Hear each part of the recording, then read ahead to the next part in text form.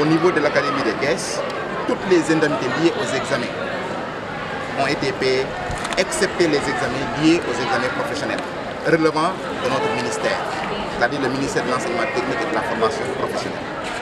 La date butoir au Sénégal pour le paiement de toutes les indemnités est fixée au 30 novembre de chaque année. Figurez-vous, pour seulement le bac général et le bac technique, l'Académie des caisses a payé plus de 700 millions de francs en quelques jours.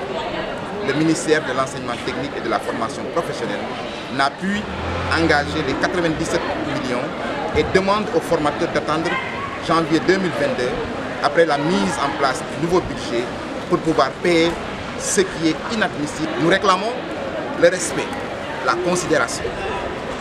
On ne peut pas avoir dans un même pays, dans un même système, dans un même gouvernement, un qui a payé à date échue toutes les indemnités, depuis le CFE jusqu'au bac, et un autre qui ne respecte pas le paiement de ces indemnités à date butoir. Ils préfèrent faire ce qu'on appelle en Wolof le nyamal.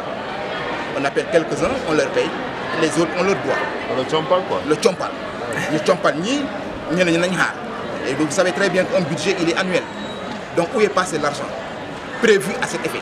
Nous sommes dans un État organisé, nous sommes dans un État sérieux. L'État du Sénégal n'est pas en faillite. L'État du Sénégal fait beaucoup d'efforts. Il faut que maintenant le ministère se mette en règle. Ça rime aux normes en respectant les accords.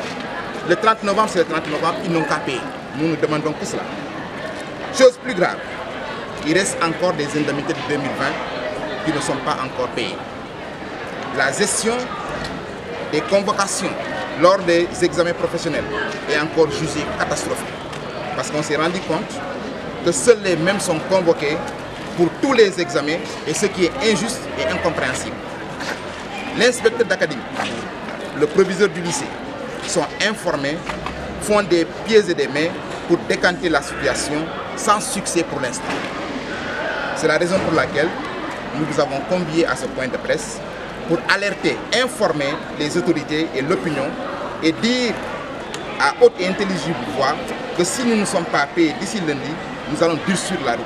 C'est une question de respect, de dignité, de principe, de considération pour une gestion professionnelle de ce ministère.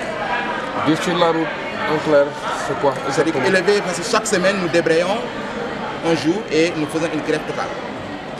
Le jour suivant, quand nous allons passer à la vitesse supérieure, nous allons débrayer et décréter une grève totale pendant plusieurs jours pour que les gens sentent que nous sommes déterminés. On ne peut pas du tout accepter que dans un seul pays, qu'on considère la formation professionnelle comme des parents pauvres. Nous ne sommes pas un GIE, nous sommes un syndicat. Un syndicat, c'est quoi? C'est défendre les intérêts matériels et moraux de ces militants. Nous voyons que les enseignants ici sont clochards-disés, nous ne pouvons pas fermer les doigts, nous ne pouvons pas du tout suivre nos responsabilités. Ces indemnités s'élèvent à combien? S'élèvent à 97 millions. On a fait une avance comme nous donnons Chompal. Donc il reste encore 40 millions à payer. Et les copies aussi, ils doivent venir pour combien de formateurs? De la DEC. Pour combien de formateurs?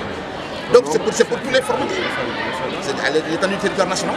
Donc dans ce pays, la formation professionnelle ne respecte pas les formateurs. C'est ça. En gros, il y a un budget qui est là. Le ministère de l'Éducation nationale, imaginez, gère un monde fou. Mais depuis le CFE, le BFM, le BAC, mais ils gèrent des gens compétents qui parviennent à traiter les dossiers à temps et à payer les gens à temps. La date butoir, aujourd'hui, dans l'étendue du territoire national, il ne restera aucun enseignant qui est parti aux examens au niveau du territoire national qui n'a pas été payé. Mais pourquoi peut-on accepter cela que ça passe au niveau de ce ministère? Donc, ce ministère n'est pas un ministère du Rwanda ou bien un ministère de... Il est le seul responsable alors? Il est le seul responsable. Parce que quand on vous donne un ministère, c'est pour pouvoir gérer ce ministère. Et gérer ce ministère, c'est répondre aux aspirations et aux besoins des gens. On ne peut pas du tout accepter qu'on soit traumatisé à ce point. Il faut que ça s'arrête. Donc c'est la raison pour laquelle cette année nous allons mettre le focus. Je pense qu'ils n'ont pas mesuré notre niveau d'engagement. Nous sommes très engagés pour que cette situation-là soit derrière nous, définitivement, et qu'on n'entende plus parler d'arriéré de Chompal au niveau du ministère de l'Enseignement. S'il vous plaît, en Wolof.